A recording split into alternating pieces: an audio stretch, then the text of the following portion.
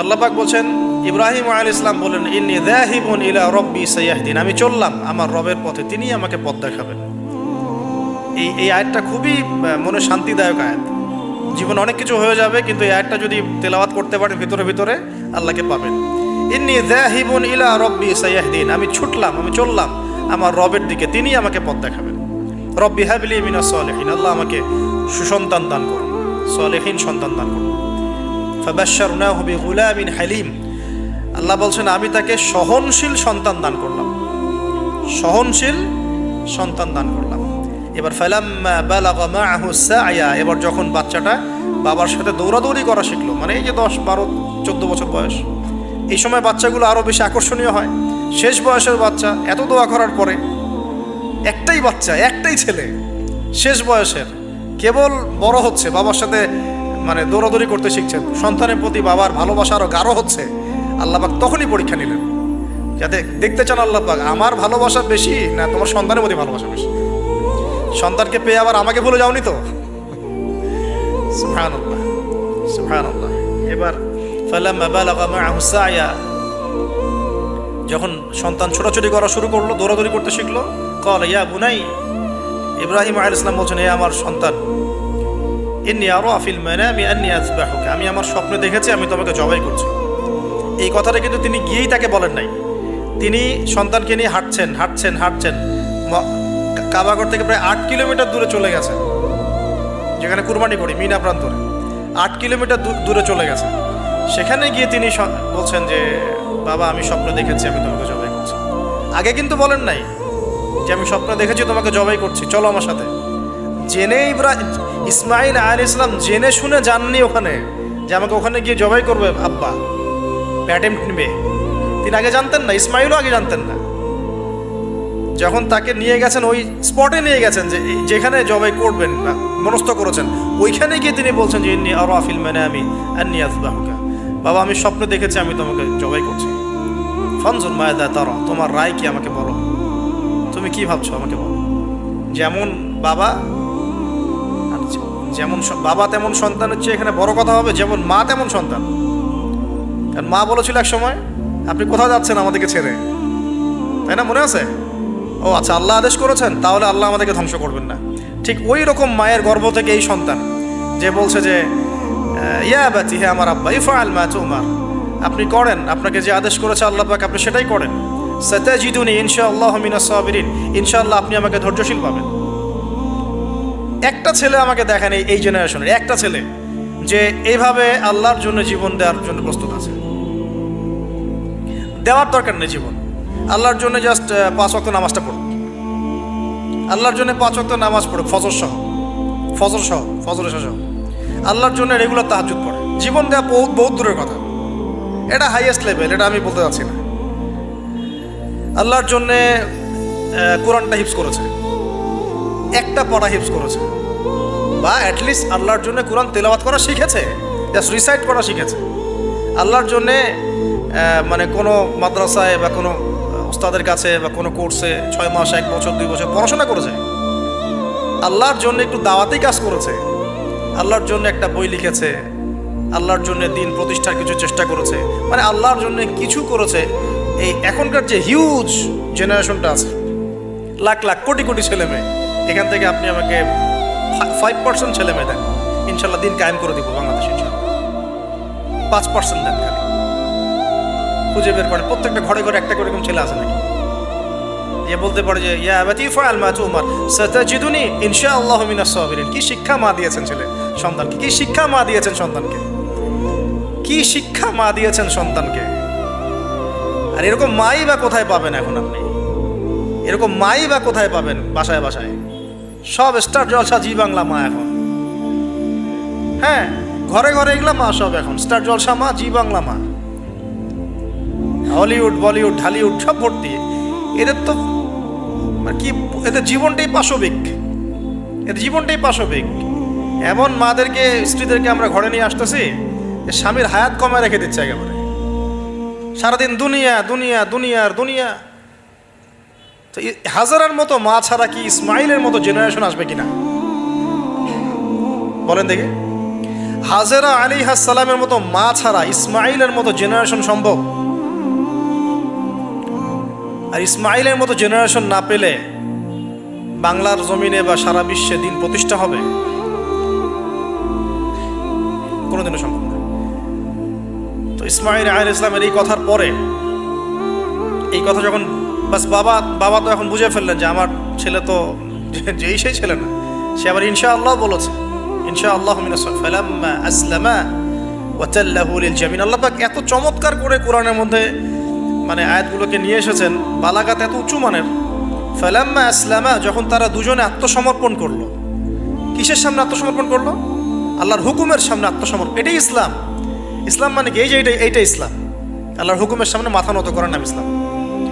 আর আমরা তো প্রত্যেকটা কাজের পিছনে লজিক খুঁজি। নামাজ কেন পড়তে হবে? রোজা কেন রাখবো? যাকাত কেন দিব? তো তোমাকে কেন খুঁজতে কে বলেছে?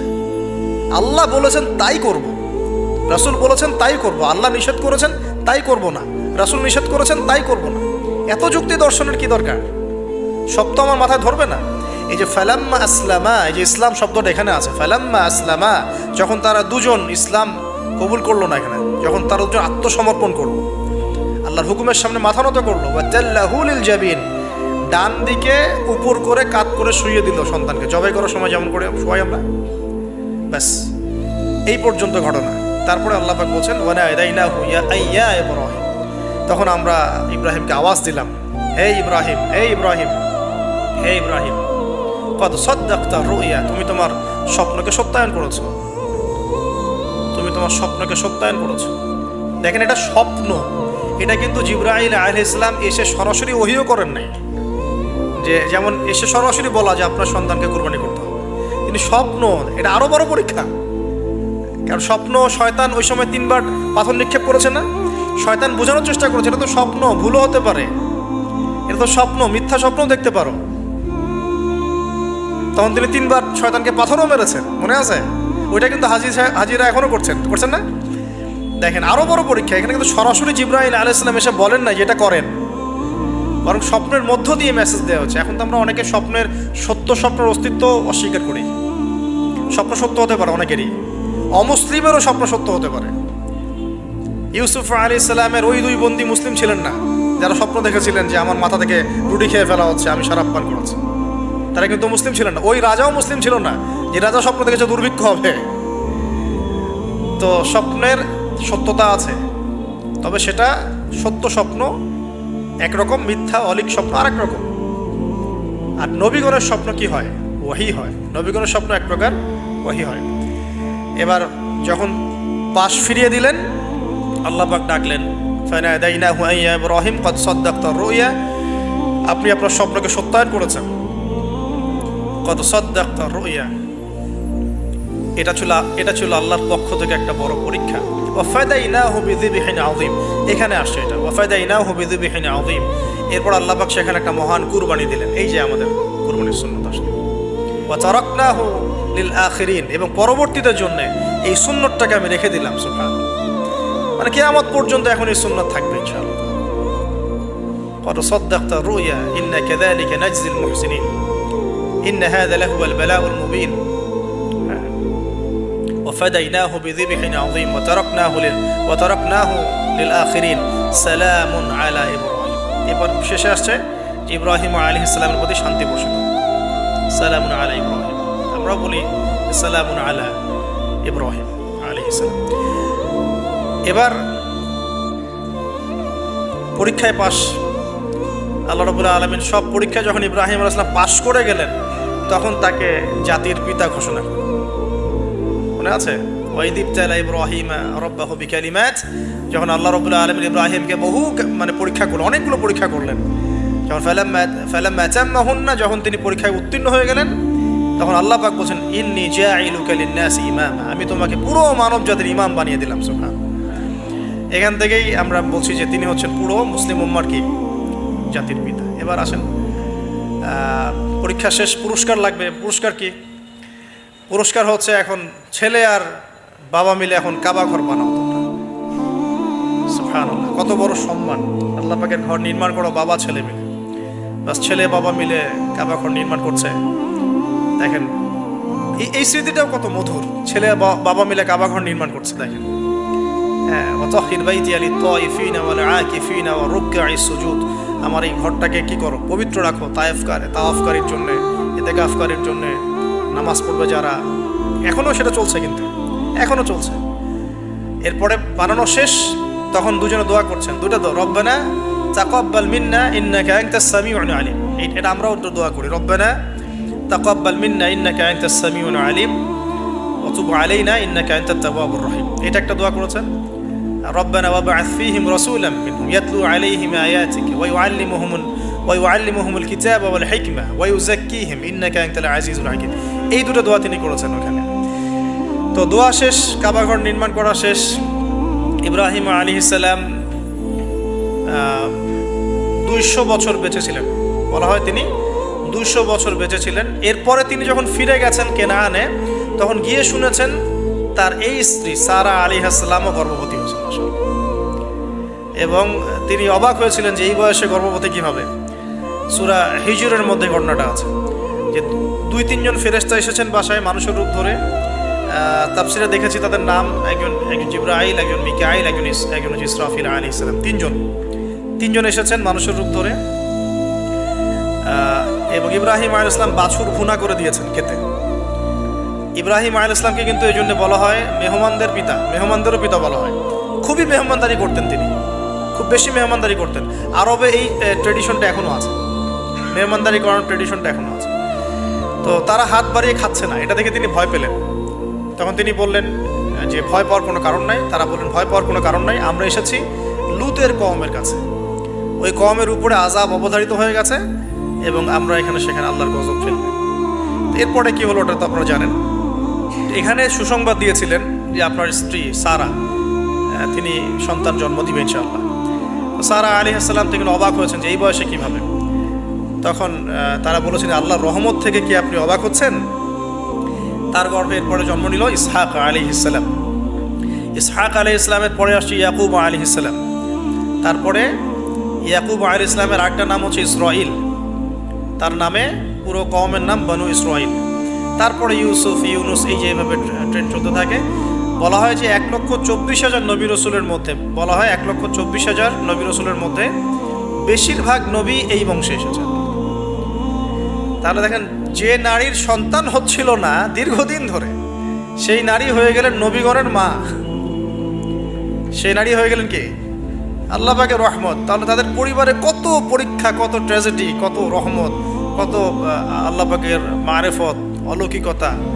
এই সব কিছু মিলিয়ে হচ্ছে আমাদের এই যে আপনার জিলহজের 10 দিন, কুরবানি, আমাদের হজ, আমাদের ওমরা, আমাদের তাওয়াফ, আমাদের সাই, আমাদের কুরবানি, যে আমাদের পাথর নিক্ষেপ করা, এই পুরো বিষয়গুলো ইব্রাহিম আলাইহিস সালামের এই মহান জীবনের সাথে সম্পৃক্ত আছে।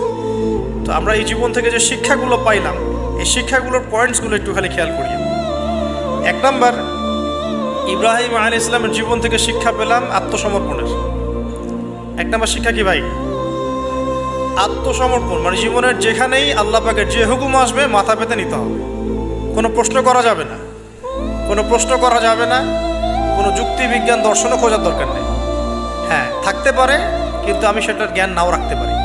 যুক্তি থাকতে পারে, বিজ্ঞান থাকতে পারে, দর্শন থাকতেও পারে, এটা কিছু কিছু আমার বুঝে আসতেও পারে, আবার এমন হতে পারে বেশিরভাগই আমি বুঝতে পারছি না। তারপরেও আমাকে আত্মসমর্পণ করতেই হবে, এর নাম হলো ইসলাম। এটা হলো প্রথম কথা।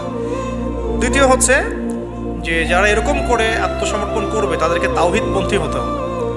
ইব্রাহিম আলাইহিস সালামের পুরো এই লাইফ হিস্ট্রিটার মধ্যে আছে তাওহীদ, তাওহীদ আর তাওহীদ, একত্ববাদ, একত্ববাদ, একত্ববাদ। আল্লাহ রাব্বুল আলামিনের একত্ববাদ শিখুন, কিতাবুত তাওহীদ, এই টাইপের বইগুলো পড়ুন, শিরক থেকে দূরে থাকুন। ইনশাআল্লাহ যে ব্যক্তি শিরক থেকে দূরে থাকবে, তাওহীদপন্থী হবে, সে মৃত্যুবরণ করলে জান্নাতে যাবে ইনশাআল্লাহ। মান মাতা লা ইউশরিক বিল্লাহি শাইআ দাখালাল জান্নাহ। যে ব্যক্তি মৃত্যুবরণ করবে এমন অবস্থায় যে আল্লাহর সাথে শরীক করে নাই, সে জান্নাতে যাবে ইনশাআল্লাহ। তো ইব্রাহিমের চেতনা আমাদেরকে শেখায় তাওহীদ, ইব্রাহিমের চেতনা আমাদেরকে শেখায় আত্মসমর্পণ, ইসলাম, আত্মসমর্পণ এবং তাওহীদ। আরও শেখায় আল্লাহর প্রতি তাওয়াক্কুল। আল্লাহর প্রতি কি? তাওয়াক্কুল, ভরসা করা। কিভাবে তারা ভরসা করেছেন, তাওয়াক্কুল করেছেন। সবসময় বলেছেন হাসবি আল্লাহ ওয়া নি'মাল ওয়াকিল, হাসবি আল্লাহ ওয়া নি'মাল। বলা হয় যে এই কালিমাটাও যদি সকাল সন্ধ্যায় কেউ 7 বার করে পড়ে, হাসবি আল্লাহু লা ইলাহা ইল্লা হু আলাইহি তাওয়াক্কালতু ওয়া হুয়া রাব্বুল আরশিল আযীম, এই দোয়াটাও যদি সকাল সন্ধ্যায় কেউ 7 বার করে পড়ে, দুনিয়া আখিরাতের যে কোনো প্রয়োজন আল্লাহ পূরণ করে দিবে ইনশাআল্লাহ। এটাও সূরা তওবার মধ্যে আছে, ঠিক আছে। তারপরে 4 নম্বর হচ্ছে যে জ্ঞানতাত্ত্বিক যুদ্ধ, মানে ইব্রাহিম আলাইহিস সালাম কিন্তু হাত দিয়ে যুদ্ধ করেন নাই, কিন্তু জ্ঞানতাত্ত্বিক দর্শন দিয়ে, জ্ঞান দিয়ে তিনি কিন্তু সারা জীবন ধরেই যুদ্ধ করে গেছেন মানে বাতিলপন্থীদের সাথে। আপনারা শুরুতে দেখলেন একটা একটা করে। 5 নম্বর হচ্ছে যে তার জীবনে হিজরতের ঘটনা ছিল, তাকে পরিবার থেকে বাধা পেতে হয়েছে, সমাজ থেকে বাধা পেতে হয়েছে, তাকে ধর্মনেতারা চ্যালেঞ্জ করেছে, এমনকি নমরুদের অগ্নি পরীক্ষাতেও পড়তে হয়েছে, তারপরে তাকে হিজরত করতে হয়েছে। এই প্রত্যেকটা সুন্নত আমাদের নবী সাল্লাল্লাহু আলাইহি ওয়াসাল্লামের জীবনেও হয়েছে। তাকেও পরিবার থেকে বাধা দেওয়া হয়েছে, সমাজ বাধা দিয়েছে, তাকে ধর্মনেতারা বাধা দিয়েছে এবং তাকেও দেশ ছাড়া করা হয়েছে। 5 নম্বর নেককার স্ত্রীর ভূমিকা। তাদের উভয়ের জীবনে নেককার স্ত্রীর একটা মারাত্মক ভূমিকা ছিল। এটা চিন্তা করে দেখেন, যদি আমরা সারা আলাইহিস সালাম আর হাজেরা আলাইহিস সালামকে এই পুরো হিস্ট্রি আর গল্পটা থেকে মাইনাস করে দিই, গল্পের কতটুকু বাকি থাকে বুঝতে পারছেন না? এই পুরো গল্প থেকে যদি আমরা এই 2টা ক্যারেক্টারকে মাইনাস করি, তাহলে কিন্তু গল্পের আর কিছু বাকি থাকে না, মানে খুব কমই বাকি থাকে। তার মানে তারা এখানে অনেক ভাইটাল ক্যারেক্টার। এই কারণে আমাদের জীবনেও সবচেয়ে ভাইটাল ক্যারেক্টার কারা? আমাদের স্ত্রীরা। আমাদের পিতামাতার চাইতেও বেশি বড় ভাইটাল ক্যারেক্টার কারা? তো এই জন্য স্ত্রী এবং স্বামী চুজ করার ক্ষেত্রে সর্বোচ্চ সতর্ক থাকতে হবে এবং স্ত্রীদেরকে অবশ্যই তাওহীদপন্থী হতে হবে, হাজরা আলাইহিস সালামের মতো দিনদার, নেককার, পরহেজগার, আল্লাহর প্রতি ভরসাকারিণী হতে হবে, সবর ধৈর্য ধারণকারিণী হতে হবে, ধৈর্য ধারণকারিণী। এবং স্বামী যদি নেককার হয়, সেই স্বামীকে সাপোর্ট করা, তাকে তার স্বপ্ন, তার ভিশনকে এগিয়ে নেওয়া, তার পাশে থাকা, তাকে পিছন থেকে বুস্ট আপ করা, এগুলো স্ত্রীর দায়িত্ব। এগুলো যদি করতে পারে তাহলে পরিবারটা ইনশাআল্লাহ ইব্রাহিমের তাওহীদের আদর্শের পরিবার হবে ইনশাআল্লাহ তাআলা। ওই পরিবারের কর্তাই হবে ইব্রাহিমের মতো, আর ওই পরিবারের স্ত্রী হবে হাজেরা সারার মতো ইনশাআল্লাহ। তখন ওই পরিবার থেকে ইসমাইলের মতো সন্তান প্রডিউসড হবে ইনশাআল্লাহ আযজা ওয়া জাল। এরপরে আছে যে অগ্নি পরীক্ষা। আপনি যদি তাওহীদপন্থী হন, পরিপূর্ণ মুসলিম হওয়ার চেষ্টা করেন, পদে পদে আল্লাহ পরীক্ষা নেবেন। এমনকি বড় পরীক্ষাও আসতে পারে, সেসব পরীক্ষার জন্য আল্লাহ পাকের বান্দারা মানসিকভাবে প্রস্তুত থাকবে ইনশাআল্লাহ।